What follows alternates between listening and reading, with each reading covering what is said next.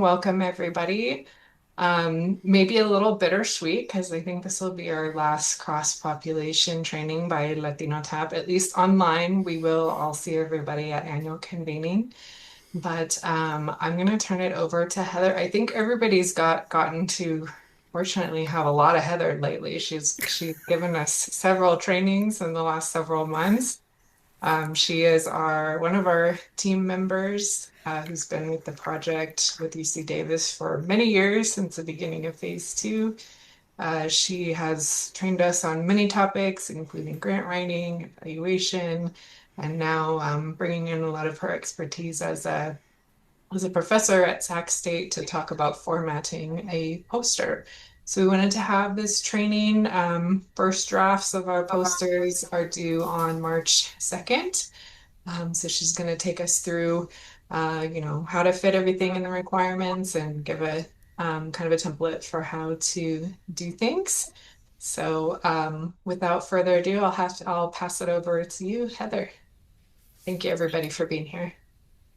Thank you, Catherine. I appreciate that. Okay, let me get us started. First of all, let me just say it's great to be here with you all. The intention that our team has is to give you, provide a training to you or a presentation to you to help you literally navigate step by step how to create your poster presentation to meet the requirements for the CRDP requirements that OHE has provided.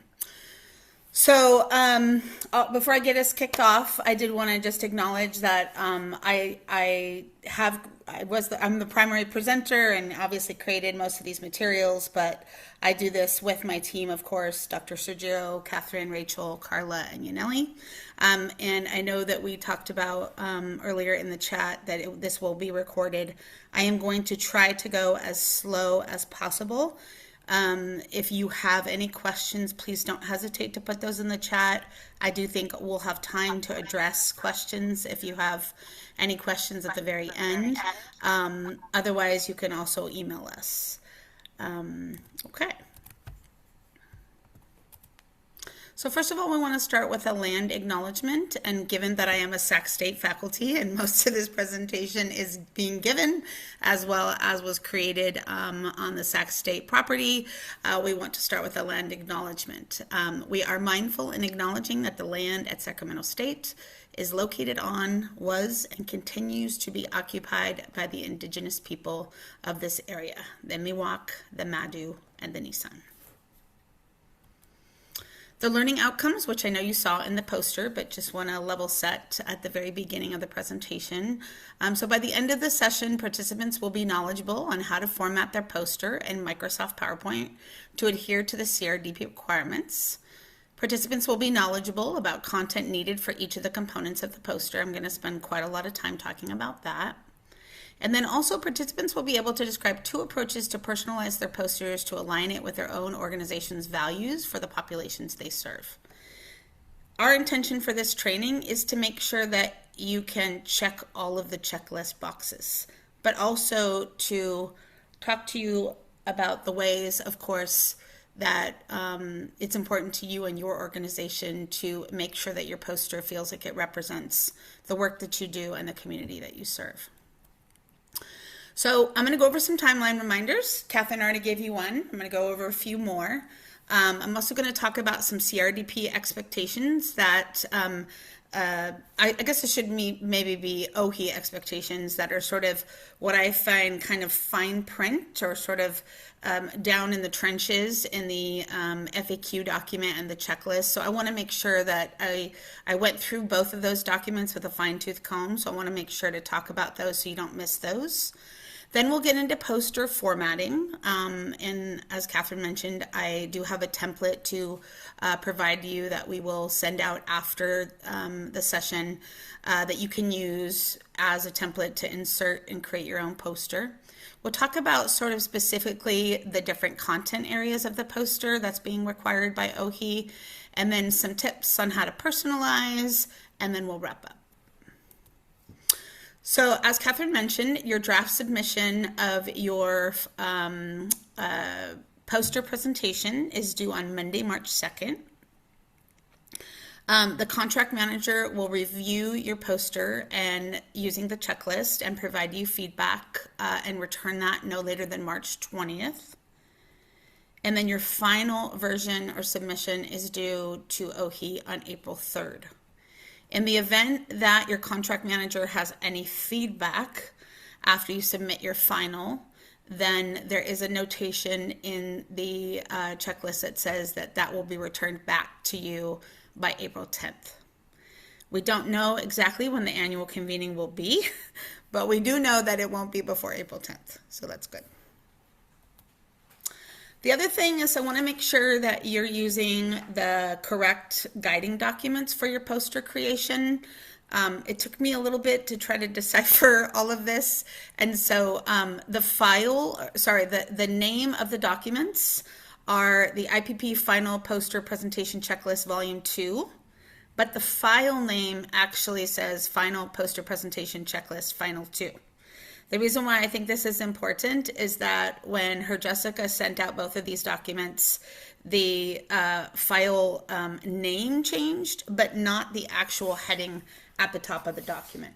So just want to make sure that I save you some confusion and that you make sure that you're looking at the right file. The other thing I do want to mention is that CDPH's logos are at the end of the checklist file. And this is important because one of the requirements of the poster is that you do add a CDPH logo. And then for the final poster presentation FAQ guidelines, again, it's titled Volume 2, but the file actually says Final 2. We are going to send these to you after the presentation with the PowerPoint slides for today and the template so that we can avoid any confusion. So some of the CRDP or OHI expectations that I noticed that were sort of in the documents that I just want to make sure that you're aware of is obviously, this poster is a requirement that you're being asked to create for the annual convening and to present it at the annual convening. I know we've said this quite a lot on previous meetings that we've had.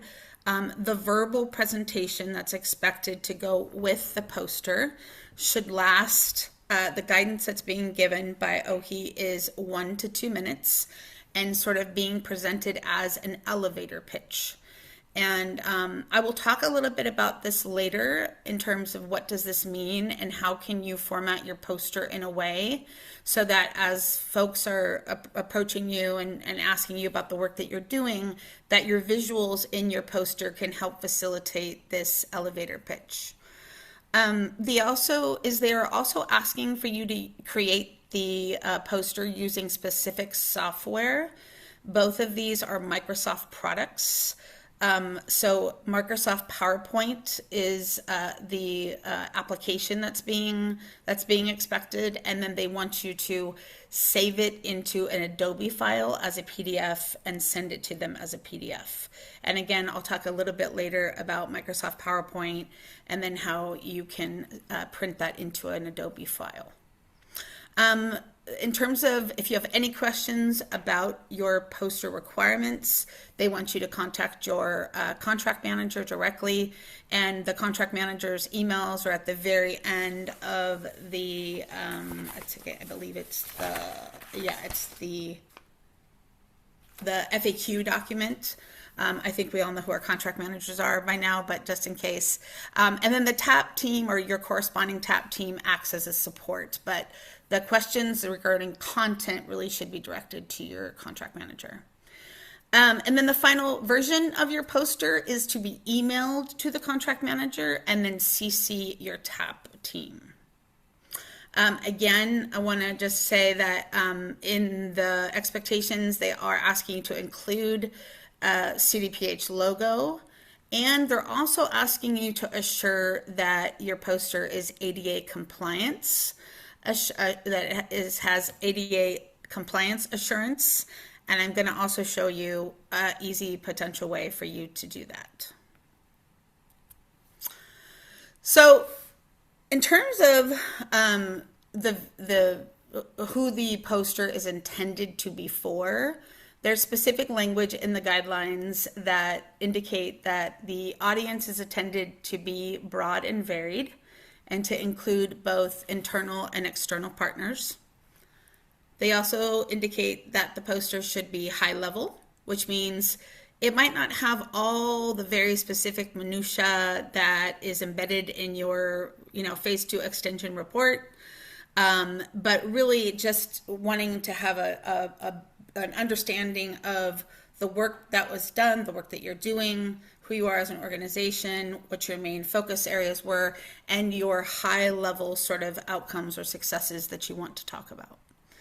The final poster will be placed on the Culture is Health website, and they use language that says once the final is submitted, that it is public in the public domain and publicly available.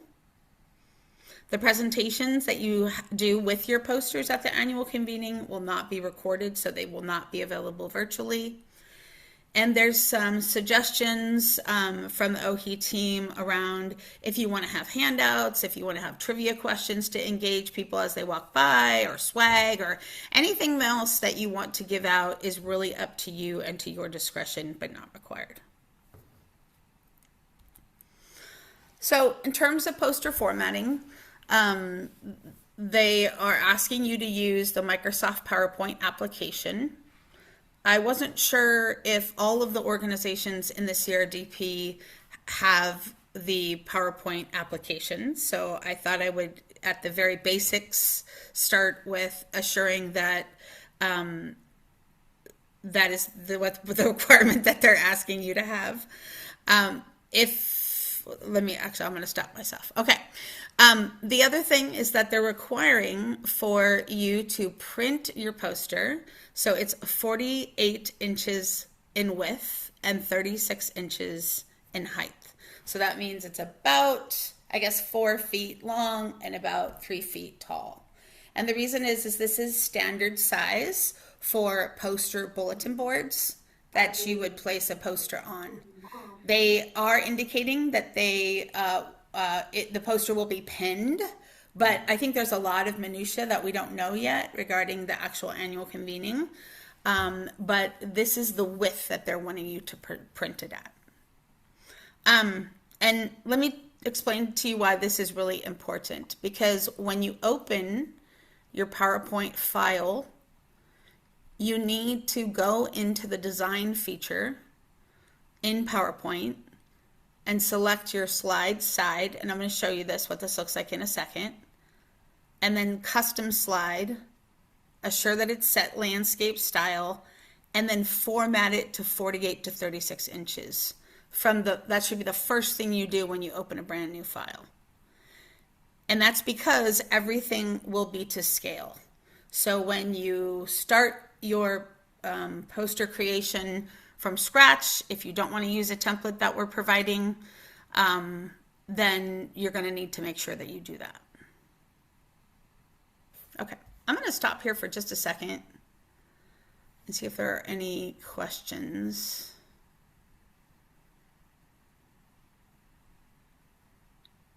Okay, it looks like Michelle says, oh, he cannot open links to your files, send in your email. You must attach the actual files to the email. So that's really good, Michelle. I appreciate that. Bernice, I don't know the answer to your question. I think that the intention by OHE is to try to make it as simple as possible. And also, it is very clean to be able to use PowerPoint into PDF. The one thing I do know is that PDFs are what you print from when you print your poster at like a Kinko's or a FedEx. They will always want you to send it to them in a PDF, and that's because a PDF file is literally a picture. But I don't know the answer. I don't know the specific justification behind why they are wanting you to do that. Yeah, I know a lot of people that use Canva. And I don't use Canva. So I will rely on if you know how to use Canva and you know how to assure that the dimensions are correctly, so it will easily print into 48 to 36. Then that's great. I don't have that experience. Okay. The other thing I wanted to say is that in PowerPoint, I don't know how it is in Canva, but in PowerPoint, the reality is that posters that you create using PowerPoint are literally just a series of text boxes and images. So the reason why I say that is because you can move them around and adjust them according to the liking of what's required, as well as what looks best for you. OHE has indicated that you can change the titles that are required for the sections they're asking you for, as long as the content is very clear in terms of how it addresses the requirements. The way you lay out your poster is important, and the order in which you lay it out is important for to assure accessibility regarding ADA, and I'll talk a little bit about that later. But color and font choice and all of those other things are completely up to you. There is no guidance in either of these documents regarding coloring, font choice, any of that. And the reason why I'm bringing that up is because in the previous posters it was a little bit more prescriptive, and in this guidance there's no reference to any of that. Okay, so I just wanted to show you how you would, if you pulled up your own PowerPoint file, how you would format that right off the bat. So here is just a screenshot of, I opened PowerPoint, I opened a brand new file. Let me get my pointer here. I click on the design tab right here. And then I go over here and I click on slide size. And then I want to assure that this slide right here is landscape, which just means this way. And then I'm going to also select custom right here. And then this is where I'm going to assure that my width is 48 inches and my height is 36 inches. I only need one slide because everything in the poster goes on one slide. And how I print out my handouts or notes is really of no importance. If you want to change this, you can change it, but it doesn't affect your actual poster.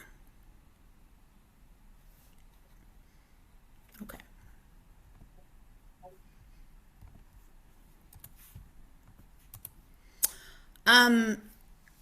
As I mentioned earlier, we created a template for you.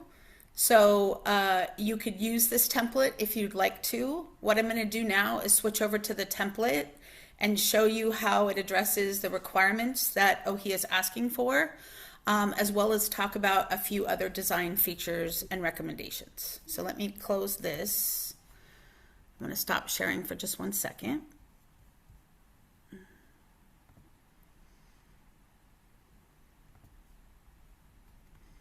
I'm going to reshare the template.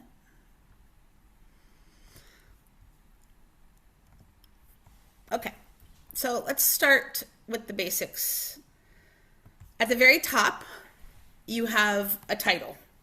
So this can be what you want it to be. It can be, obviously it seems like the CDEP name would go there, and maybe your organizational name, or your organizational name and your CDEP name, but something so that it represents, what it is that you're presenting. So I would imagine that would be your CDEP name, your organizational name. Whether or not you want to list all your staff members or the individuals that are just present at the organization giving the presentation is completely up to you.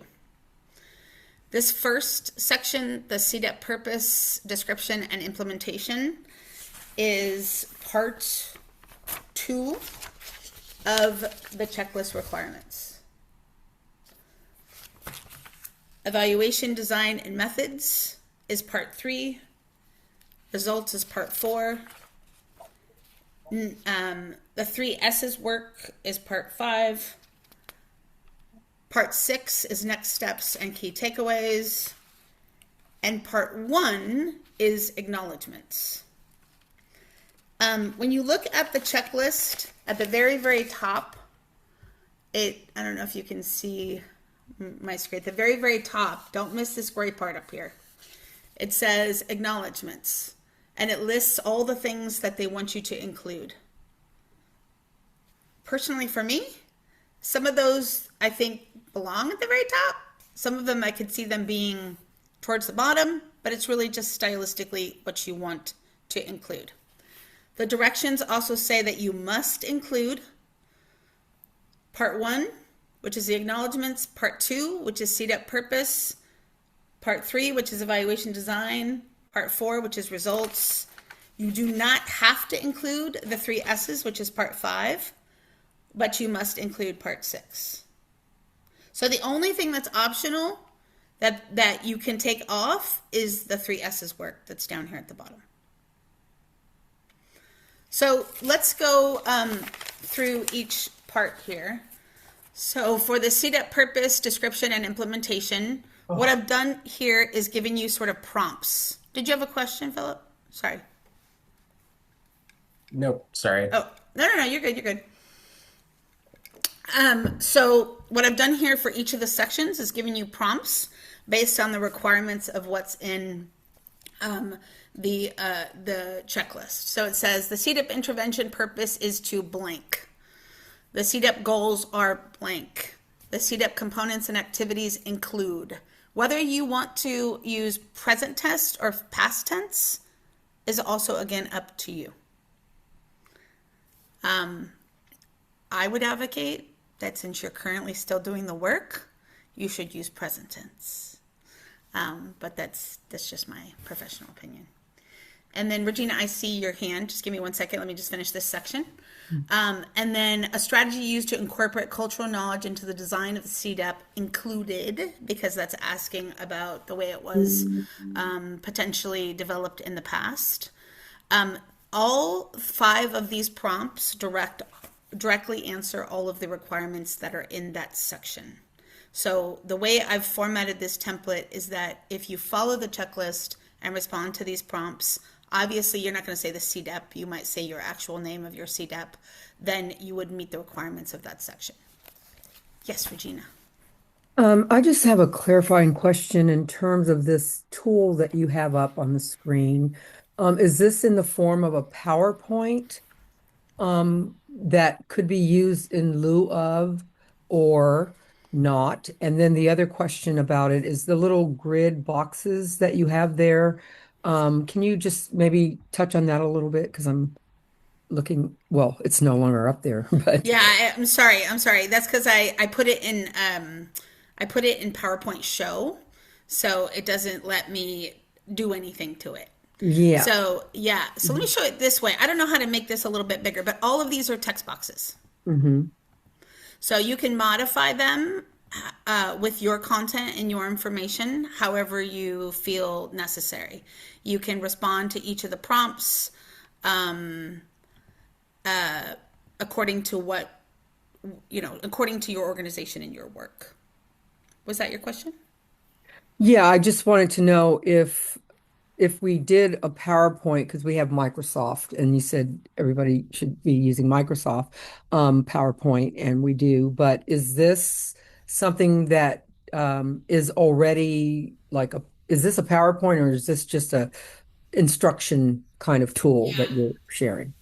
Yeah, no, I appreciate that. This is a template. So you literally can, once this is emailed to you, you can save it and then you can change it for your organization. It's already formatted to the correct dimensions and everything. So it's a template that you can change and use for your organization to meet the requirements. Okay, all right, thank you. Yeah.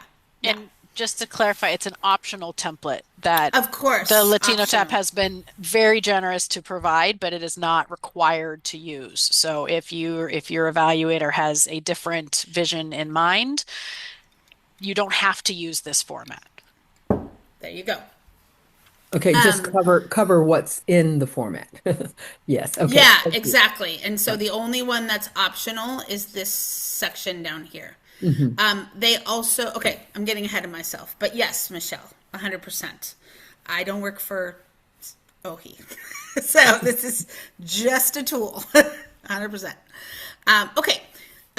So this is section 2. So in section 3, this is where they want you to talk about the local evaluation design that you did. So they're asking you for, did you use a mixed methods approach, a quantitative only, qualitative only, etc.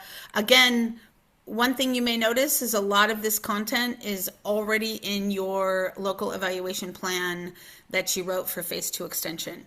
So most of the content that's going to go into the poster in general, you already have. It's just a matter of making decisions about what you want to include and how you want to include it. It also asks for the design of the intervention. So I would say that most of us did a single intervention group. Some organizations did have a comparison group or control group, so it's asking you for that information as well. It specifically asks you for the time period of data collection that is presented here. As much as I can ascertain, and maybe Michelle or Erica and others want to chime in, but this poster presentation is for phase 2 extension. Whether or not you want to use aggregated data that's from the entire initiative, I think is up to you, but it clearly is asking for phase 2 extension. I think that I've spoken to a few IPPs who have indicated that some of their outcomes across the entire period of collecting data over the 10 years, they really want to highlight, and I think that's okay, as long as you're just being clear about what that data is from and the length of time that it's from. But yeah, Michelle, did you want to chime in?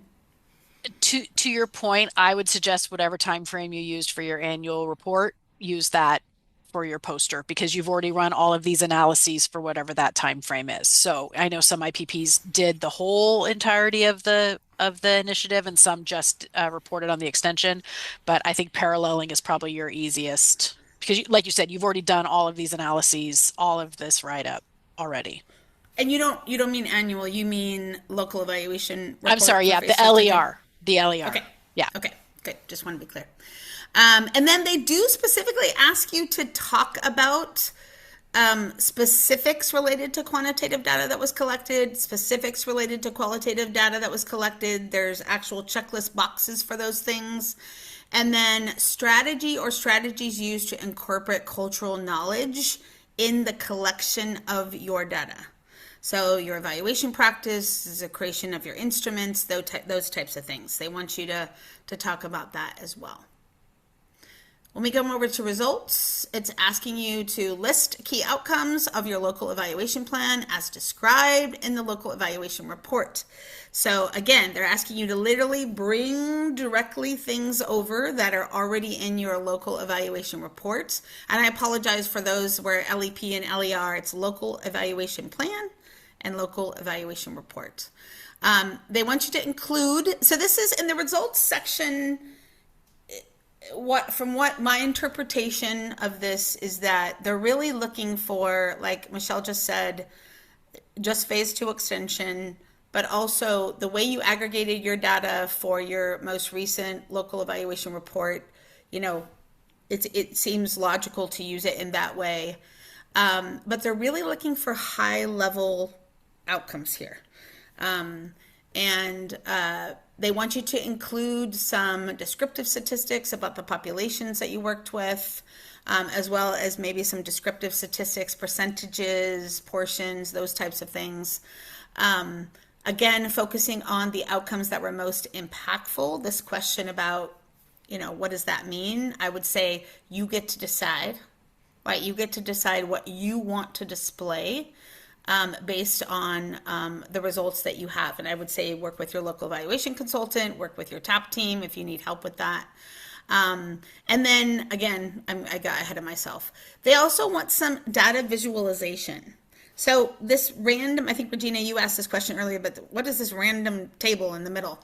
It's a very poorly designed table, but this section in the middle, I really want to encourage you all to, if nobody reads anything on your poster when they walk by, and this is what they see, this visualization in the middle, what do you want them to know?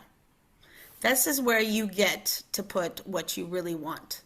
And I would argue that some of that might be data, some of it might also be outcomes related to, you know, some qualitative data, some really important quotes or faces of people, of your participants, or things that were really, really important to you.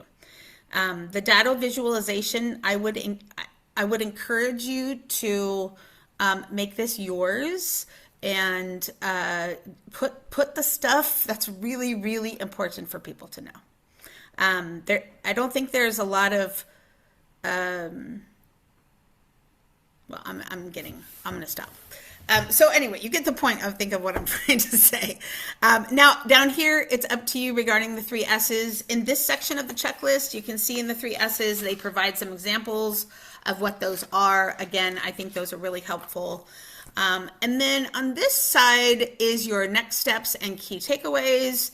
And these prompts, again, are coming directly from the guidelines. It says that your work clearly demonstrates blank, that the infusion of culture in the implementation of your work shows, that practical implications of your work include, and that the evidence shows blank. And when it's referring to evidence, it's referring to these results and data.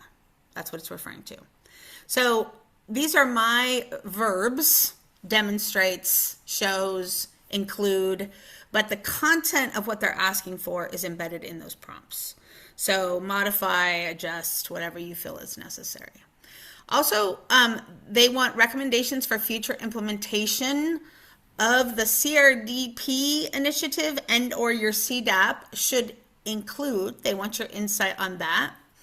Most importantly, the nature of all this work that you've done means blank, and then the future of direction of where your CDAP is going to go.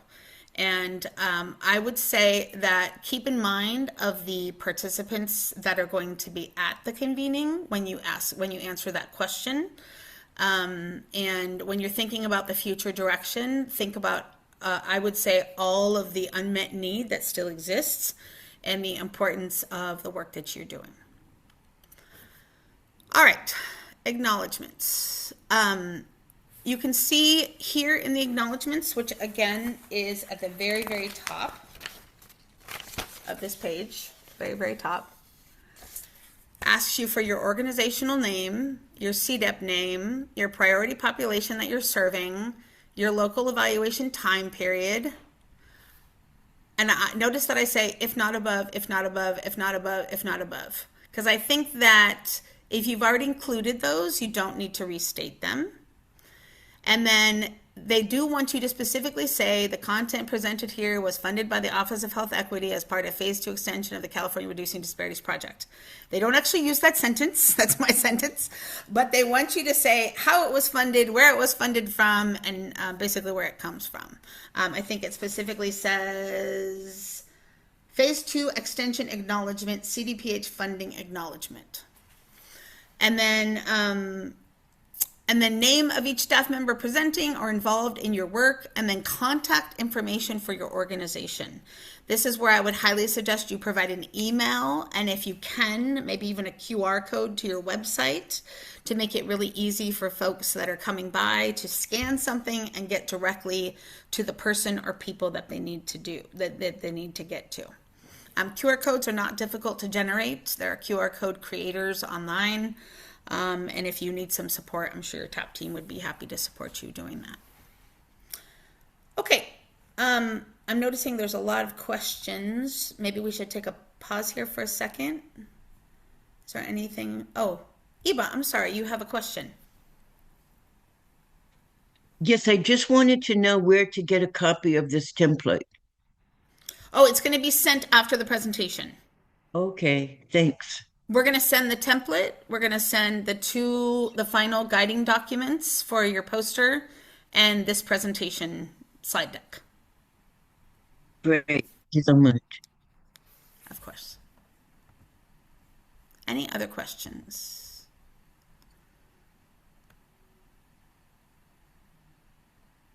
Oh, sorry. Can I make it bigger? I'm sorry. I didn't see that part. I apologize. Okay. Heather, I was going to ask you in the footnote on the bottom of the checklist under acknowledgments, it lists a suggested funding acknowledgement sentence, and I was curious if you had not used that for a particular reason. Um, No, not, no. okay. And the only reason I'm asking is just because it does ask for the contract number, which I know is a state thing, but that would just to make sure that people look that up. Yeah, I appreciate It's you pulling that awkward. out. It's awkward, but Yeah. yeah. I thought that was a bit much, to be Yeah.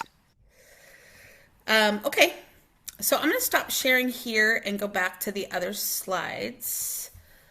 I apologize for the back and forth, but I definitely wanted to show you that template. A couple other things as we continue here. So I wanted to just draw your attention to phase 2 poster presentations that we had. I don't remember what year this is. It might be actually on the screen and I just don't know. But this was, what would this have been? 2022? Yeah. And this is, you can see the way that the poster presentations were laid out during that annual convening. You can see that the headings are different than the headings that are being required for this work. You can see the very left column is the location of where it occurs, who they serve, what their contact information, etc., etc. The reason why I wanted to show this is because how you create and format your poster is up to you. What the color you use, the way you lay things out is up to you. As long as you have those 5 areas and those 5 areas are included, OHI is not giving a template. They're not giving like they did last time. There's no structure in terms of how you design this. However, I also wanted to remind you, you might already have a template, right? You might have this template. And if this template can be adjusted and moved around in a way that best meets the needs, then use it. Again, making sure that you have sections for those 5 areas that are required, because we want to make sure that you're meeting all of those requirements. But I also just wanted to draw your attention back to this and how it looks very different potentially than the template I just showed you. The template I just showed you also is for right now. It doesn't have any color in it, right? So we're going to talk about also how to put some color in it and design it and create it to be a little bit more personal. But don't forget that you have these. Okay.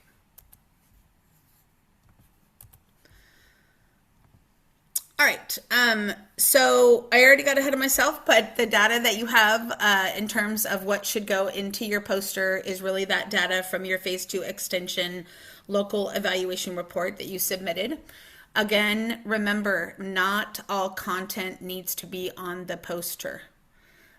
This is very high level, and unfortunately, I see too frequently that too much content is placed on a poster. And I know what happens to me when I walk up to a booth at, a conference, or I walk up to a booth even at a health fair or community resource fair, and they hand me a flyer with 1,000 words on it.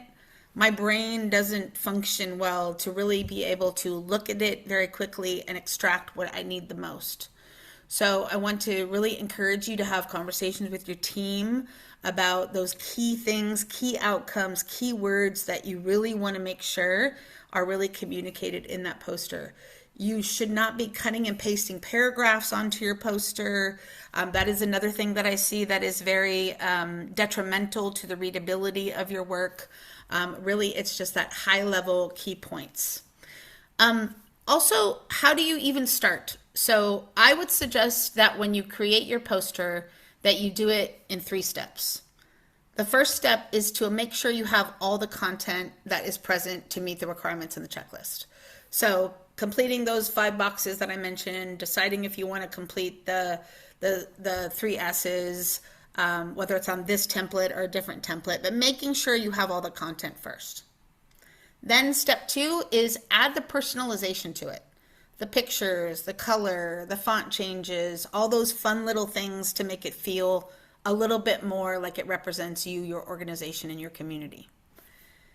And then step 3 is spending time on formatting, looking for spacing, looking for the way it's organized. I guess I have formatting twice. Maybe I'm trying to make a point. The reason why I mention this is because a lot of people spend a lot of time trying to format every little space and every little section, and they miss the content. You're always going to have formatting issues. You're always going to have to do some formatting adjustment at the end right before you print. So I would suggest focus on the content first, the fun part second, and the last part, getting it to printability to what you want it to be. Especially because the first part might require conversations with your team, right? Might require a lot of conversations with your team, might require some conversations with your TAP, your local evaluator, et cetera, et cetera. Okay, sorry. And then poster formatting. So here's some tips that I use with my graduate students, and that is to avoid large white spaces in your poster. So when you sit back and you look at your poster or your single PowerPoint slide, do you see these sort of gaping white holes? Like, for example, when I pulled up the template, the first question was, what is that random box in the middle of the screen? Exactly. So those big spaces, that's where the eye goes. And you want to avoid that. But I would say on the flip side, that's where the eye goes. So that space right in the middle is what you really want to make sure draws attention. So for example, right now, probably all of you are looking at all of the Post-it notes on the left side of the screen, right? And maybe reading some of them, right? Because it's a very distracting image. And this image doesn't clearly articulate a specific message or one or two specific messages that I want to communicate, right? So avoid distracting imagery, just like the one that I have on the screen right now. Avoid conflicting colors. So, choose colors of your organization. I think everybody has colors of their organization that are represented in your logos, on your website, etc. Choose colors that are meaningful to you and that mean something to you. Complete sentences are not needed on your poster. You do not need to have a complete sentence on your poster. You can start your component or your bullet point that you want to make, getting into the meat of what you want to say right away. This goes back to what I was saying earlier about avoiding and pasting and cutting paragraphs onto your poster. There's a couple reasons why you shouldn't do that. One I mentioned earlier. The other thing is that when you are cutting and pasting from another document into a poster template, you often bring all that formatting with it. So when you're actually typing into your poster template or your PowerPoint slide, be careful not to cut and paste a lot. I would suggest you actually type it out yourself so that you don't bring that format. But I encourage you to use bold, to underline things, to use italics if you want to stress things, and then graphics and visuals and main outcomes, because those are the things that you really want everyone to see. And as I mentioned earlier, the center of your poster will be the focus. It'll be the first place that people look. So that middle section that I talked about earlier, think about the way that you want, what imagery you want to have there. I always get ahead of myself when I should pay attention to and know what's coming. Okay, ADA compliance. So at the very bottom of the checklist on page 1, it says, actually in the second bullet point under please note, it says images and figures must convey more information than crowded text slides, and the poster should be Americans with Disabilities Act compliant.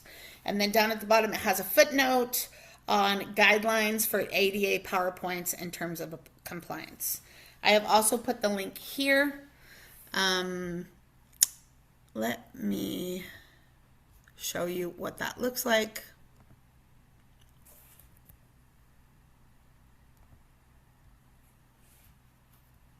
1 second.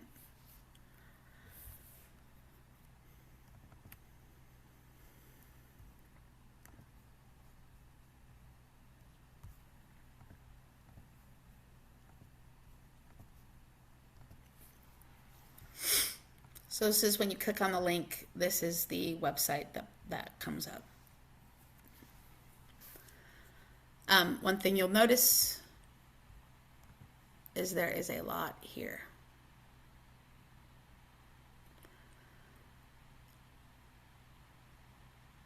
But I also want to show you another option.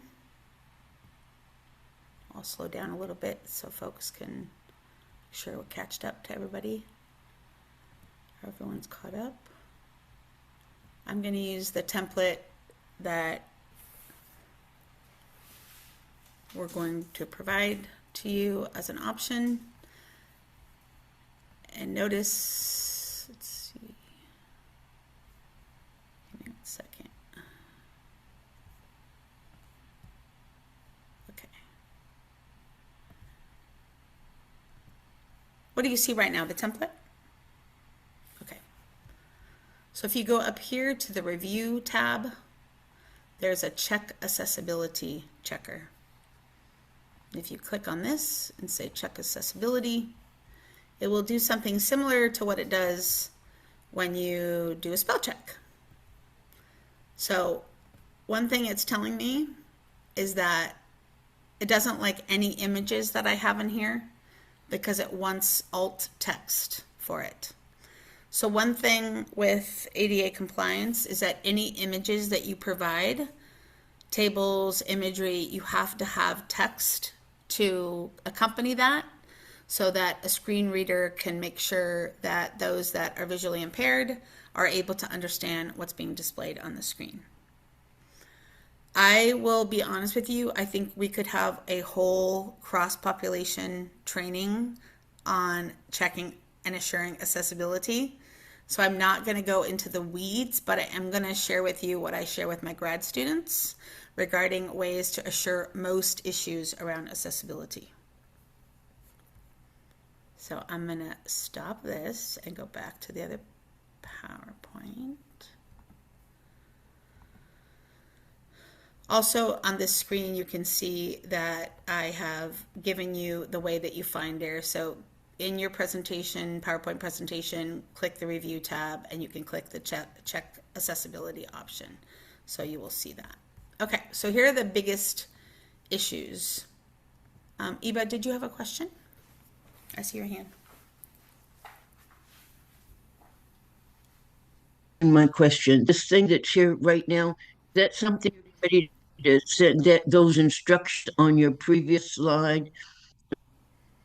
Oh, the You're going to accessibility send out, or website? we're supposed to have already.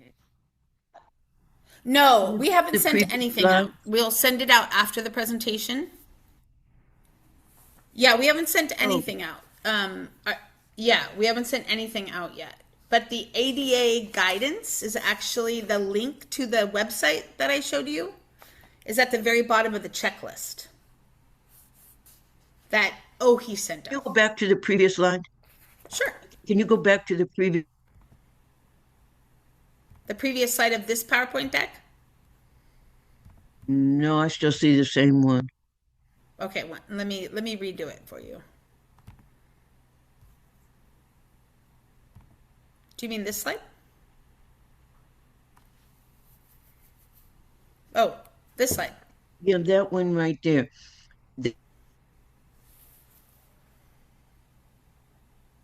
That's something that's going to come out. I mean, come. Yes. That's going to come to us. Yes, you will get this slide. Yes. Yeah. I'm sorry, that's my internet. That's going to come to us. Yes. Yes.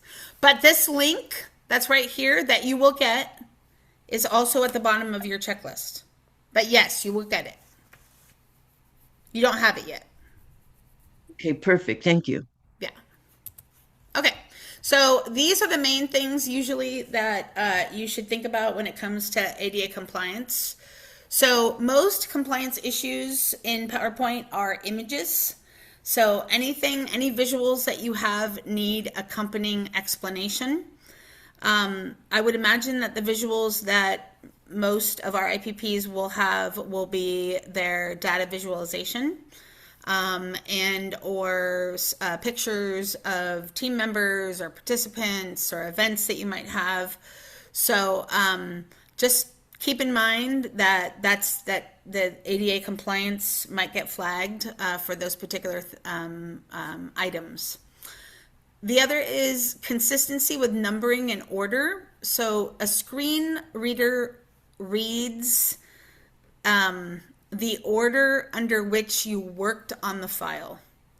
So it'll read the first thing you put in, the second thing you put in, the third thing you put in, etc. Unless you number it. This is oftentimes why you see in presentations in the sections that we provided on the template where it said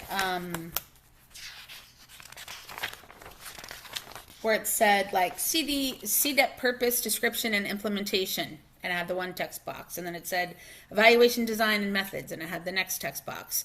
If you number those, the screen reader can follow that numbering. Options.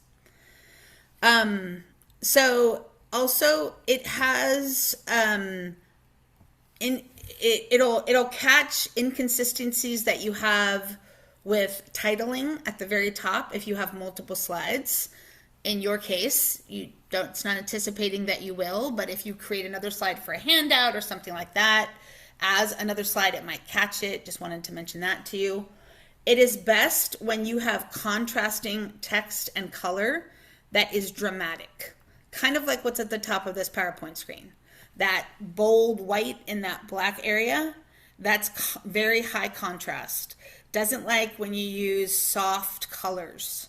So when you click on the website, there is a checker you can use just specifically for what they call the gray matter text, which is sort of in the middle. And you can use that as well. But I would suggest, using the boldest color schemes that you can on your posters that represent, of course, your organization, your community, etc. And then avoiding color only as a descriptor. So maybe, for example, if you were to put a pie chart on your poster and you allowed the visualization to speak for itself, right? You didn't put that it was 93% this and only 7% this. So make sure, again, that when you insert anything just for the sake of color, that you're actually adding to the actual PowerPoint, that you're careful about that. And then it likes font larger than 18-point font size. I can't imagine that you would have any 18-point font in a poster. I think right now the poster, even the areas under each section where I've given you the starting bullet points, those I think are at 36-point font. So you really shouldn't have 18-point font on a really large poster. You really want to make it as readable as possible. Okay. And then personalize your posters. Make them personal to you, your organization, the work that you've done. I'll talk about in a second how you can change the background of the slide template in a way to make it personal. These are all just suggestions. Photos of your participants, photos of your team, any cultural symbolism you want to include. I've already said colors of your organization.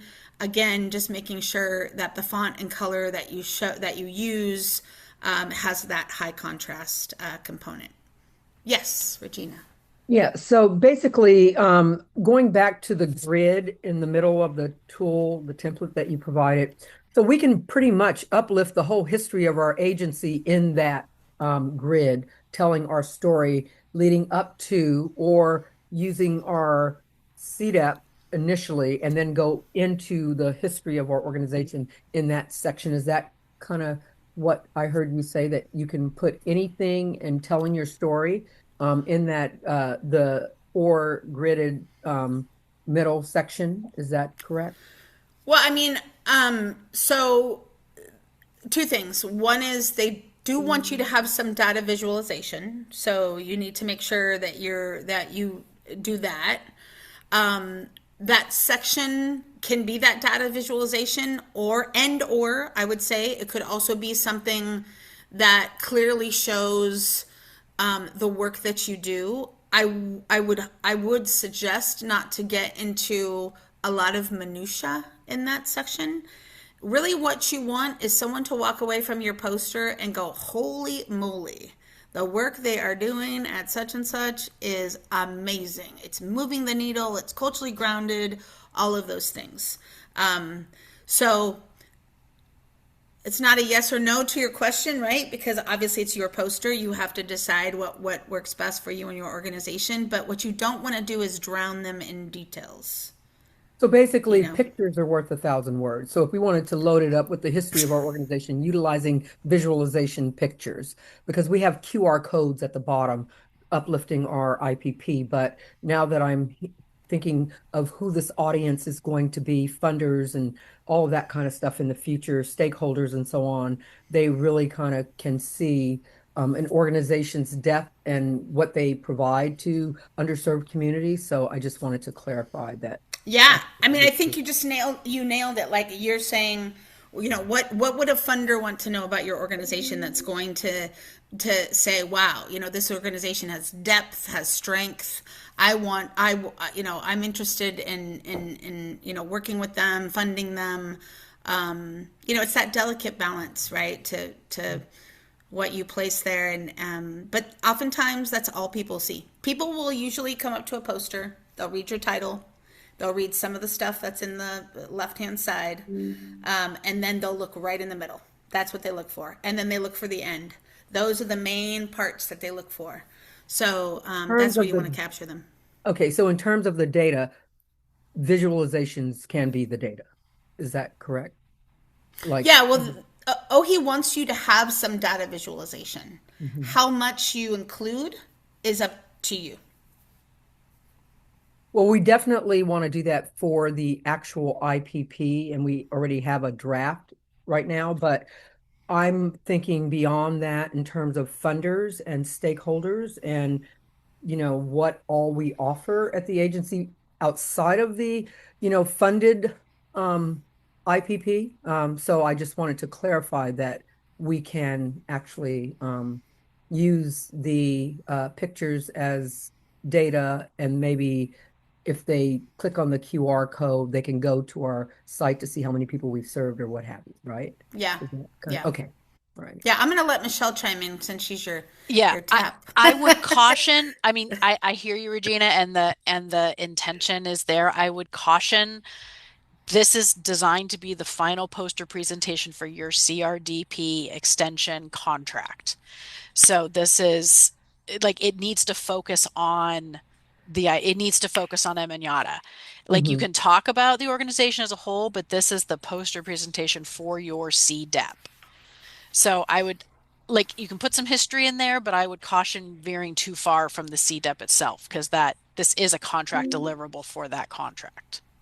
Okay, so Yeah, basically, because the reason I am asking this question is because it makes the case for all of the recipients of our Imagnata. They and their entire families can benefit from other parts of our agency, and they do. So I just wanted to maybe uplift that. So I hear what you're saying, so we'll have to figure out how to like make that case, because I do understand that this is a deliverable. But when Heather talked about the grid and putting everything in there that you want, as long as it has data and that kind of thing, I'm thinking, well, I don't know if I said everything. well, not everything, but The stuff you uplifting, really want them to know. They really right, want them to know. exactly, Yeah. right, right. But I That's think, Regina, related to what Michelle is saying, is that, you know, I think one of the questions that I would ask if I were a legislator or someone coming to see, the ending of a 10-year initiative is I would want to see how was this money used mhm, and what did it do and how did mhm, it create an impact. And so, um, you know, you're going to have 2 minutes to talk to them. I think telling them about your work that you did under CRDP, but also all the other things that your organization can offer. You could fit that into a 2-minute elevator speech. But I think also that section right there where it's talking about like, next steps and key takeaways, right? I mean, you could easily talk about like, we were part of this work and it impacted these many people and it was amazing. And our organization has such strength to do so much more, right? That's that part too, where you can talk about all the other things that your work has done. But I But think the key focus is on the project itself. yeah, Program. right, Okay. right, exactly. Yeah. Okay. Okay. All right. I'm gonna actually escape here for a second, and I apologize for all the back and forth. I tried not to do too much of it, but it's hard to show you how to do a skill set using this. So let me stop share, and I'm gonna go back to the template for just 1 second. So I want to show you a few things. So hopefully what you see on your screen is the template. Yes, Michelle? Do you see the template? Okay, perfect. So I wanted to show you how to change. So one thing I mentioned earlier is that so much of this can be modified and changed using a design process. And you can add color, you can change color. So again, all of these are text boxes. So I just wanted to show you an example.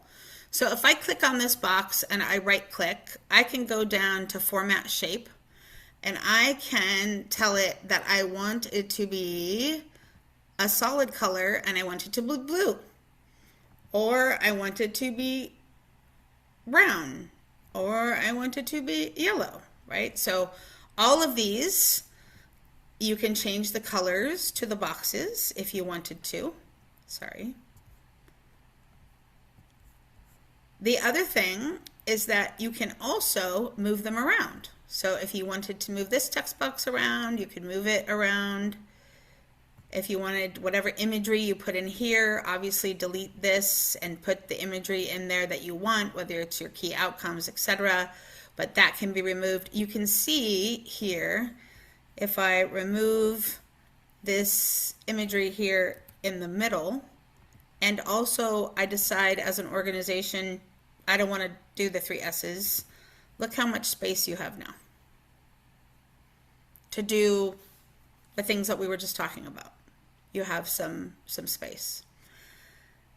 This is the logo, and it will be on the template. This is the logo that was at the end of the file. They also included the CRDP logo, but I don't see any requirements in the checklist that require you to use the CRDP logo, but I'm going to keep it in the template for you in case you want to use it, ditch it, whatever you want to do. But this is the CDPH logo that they included. So I wanted to point that out to you. The other thing that I want to show you, and actually let me put these back in here, is that PowerPoint, one of the reasons why PowerPoint is such a great tool to use to create a poster is because it will help you with alignment. So notice that when I am moving an text box around or structuring it, it's telling me if I leave it right there, it's directly in a line with the results, the next steps, and key takeaways, titles as well in those text boxes, right? If I move it this way, it's telling me, oh, you're going too far. Now you're no longer in alignment with the text box that's below it. So PowerPoint uses these tools to help you sort of format your text box, not necessarily everything in your text box, but your text box. So I wanted to point that out to you as well. The other thing is PowerPoint is really good at allowing you to move images around. And again, does the same formatting thing. It'll help you to know if you're in alignment with that text box, if you're on this side of you're in alignment, if you're in the middle, how it compares to this content right here. You can move things around. Also, all these text boxes, as of right now, do not have any borders on them. If you wanted to create borders, again, click on the text box, go down to Format Shape, And this is how you can create borders down here as well. Fill means what you want in the middle, and line means what you want on the outside. So if I wanted to put a solid line around it on the outside, it's as easy as that. Okay. The other thing that I wanted to show you is if you click on design, you can go over here to where it says format background. And here is where you can do some really fun stuff. And one of the things I think that might be appealing to some of you is that you can change the entire background of the slide. And one option is to insert a picture, right? So this option right here where it says picture or text fill. And let's say you wanted to insert a picture related to your organization. I didn't feel comfortable using a picture of any of the organizations without permission. So I'm going to use a picture of the Masters of Public Health logo. And now I've inserted the Masters of Public Health logo as the background of the slide, just by clicking fill, picture, insert, finding that picture, going and getting it, and then inserting it. But now you can't see my text. So this is that part where you would need to, of course, change all of these texts to be a solid fill in the background so that that text would pop and you'd be able to see it. But I just wanted to show you that there's easy things you can do to create fun design features, but there is a balance between doing too much and creating too much. So, allow yourself the time to have a little bit of creativity, to personalize it, make it your own, that sort of thing, so that you feel like it best represents your organization. All right. I want to take a second and see if there are any questions about that.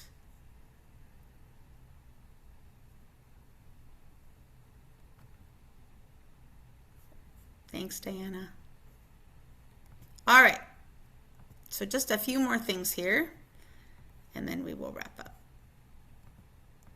Heather, I see on the chat that somebody wanted to know what version of PowerPoint you're using. I will tell you, let's see.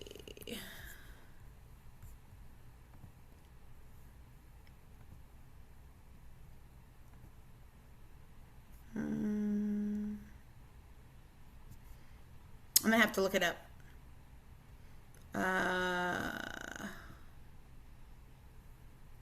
It's a great question. Did not anticipate that question. I apologize. Hold on one second. Let me look at info.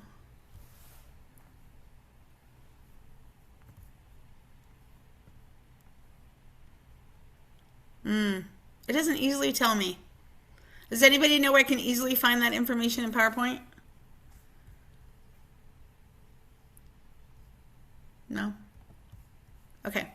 I'll try to find out towards the end. Or I can send it also in the email. But your previous versions of PowerPoint should still be able to do almost all of this. I think the only thing I've gone over that it might not have is the ADA accessibility checker. But I know that in previous versions of PowerPoint, it was very easy to, since I was in grad school, when I was in grad school, it was very easy to change backgrounds and move texts around and those types of things. But I'll find out and I'll let you know. Okay, the other thing as we wrap up that was mentioned is that OHI provided some guidance on the printing of your poster. Again, I just want to make sure to say out loud that it's always best to send your poster to a printer as a PDF document. And in PowerPoint, it allows you to print to PDF or save your document as a PDF when you go to the print or save tab. So that should be pretty straightforward. OHI provided a link to a website called Poster Nerd, where you can have your posters printed and I believe sent to your home.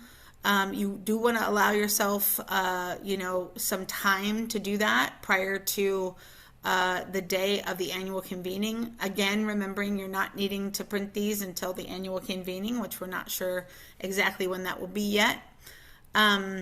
The other thing that they say, and it's in italicized font, it's just a recommendation, but it says it's important to think about the ways in which you might use this poster in the future.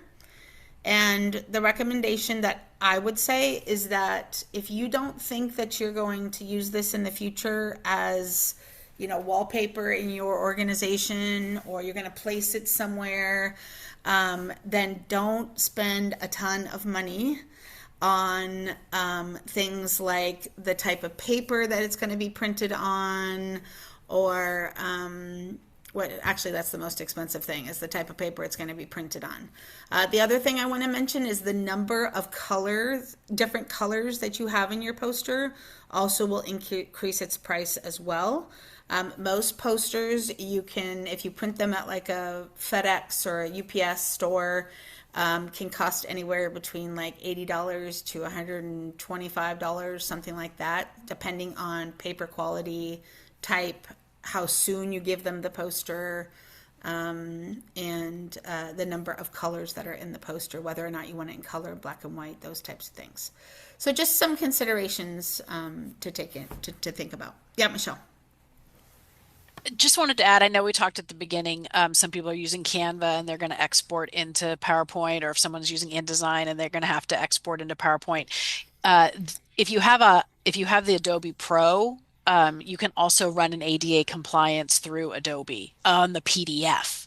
So that is another option to meet that requirement. If you're not building your poster in PowerPoint, that may save you as well. Because I do believe you have to send in the little report, like a printout of the report, and Adobe can provide that for you as well, straight out of Adobe.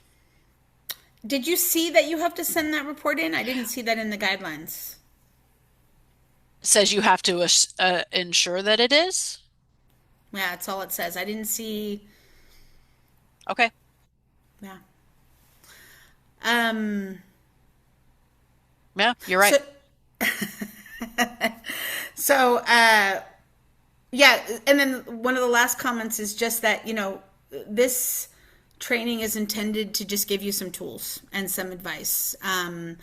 And that we wanted to make sure to give you a tool like the template that has all of the requirements on it regarding the content, has those bullet points to get you started. But as Michelle has said and others have said, there's a lot of other options that you can use. But if this is helpful to you, then we've met our objective, because we wanted to be helpful in that way. The other thing is, we recognize that, I pulled up a very blank white slide, and it doesn't merely represent the depth of the work that you all do in your communities and at your organizations. And so that's why I wanted to also just make sure to talk about the way that you personalize to make it feel grounded and culturally appropriate for the work that you do as well. Yeah, and then are there any other questions before we move into wrapping up here? Oh, okay. Looks like Elizabeth has some suggestions. So then the last thing is that it wouldn't be a CRDP cross-training population training, cross-pop training, if we didn't ask you to evaluate the session. So we're going to put a link in the chat right now, and if you could please make sure to evaluate your experience with this content and the session and how we did, we would really appreciate that. And then, speaking of personalization, we just want to thank you for coming. This is a picture of our team, but we couldn't forget Sergio because he's not in the picture. So we added him to the picture. And if there are any questions, I'm happy to take questions. I'm happy to stay on for a little bit and address anything if anybody has additional questions or concerns. Thanks, Michelle. I appreciate that.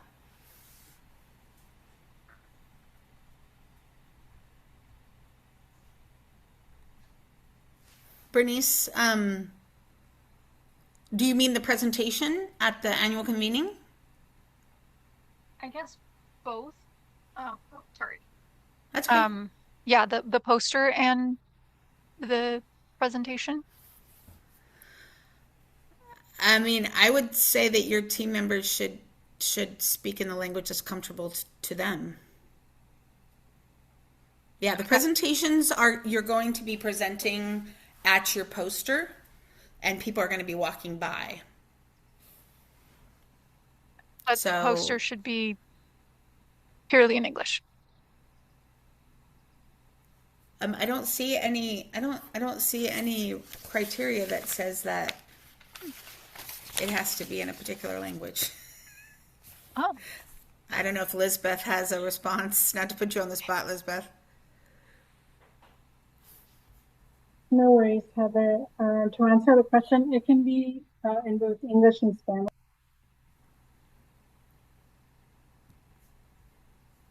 There you go.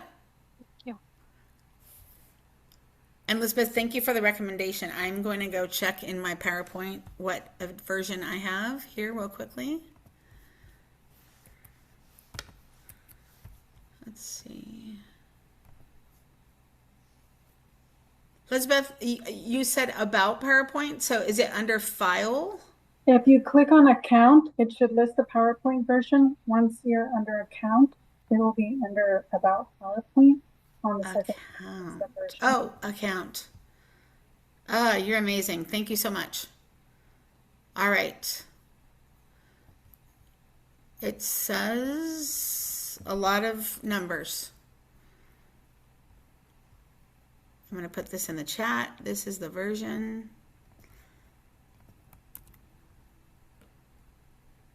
Version 2512. Shouldn't it say like 7 or something? Something easy? Some easy number? All right. Any other questions? So I have a question. Our TAP team was considering having some drop-in hours if folks needed help with any of the content we presented today, or just anything related to poster, organizing, formatting, those types of things. And specifically we were thinking the Friday before it's due, which would be the 27th, I think. Would that be helpful? Can you put a little note in the chat, or raise your hand, or give an emoji, or...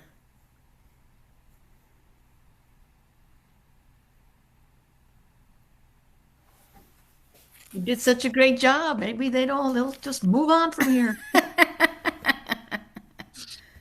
Okay. You're All getting right. lots of acclimates here. Good job, Heather. Thank you. Okay, so we'll send the details of what that will look like in the email that we send you with all the materials. And then we'll just set some, we can do it in a couple different ways. We can set it up so that it's in 15-minute time blocks, or I'll have to talk to the team and see what works best. Maybe Michelle will do it with me. I was just putting in the chat. I've offered, for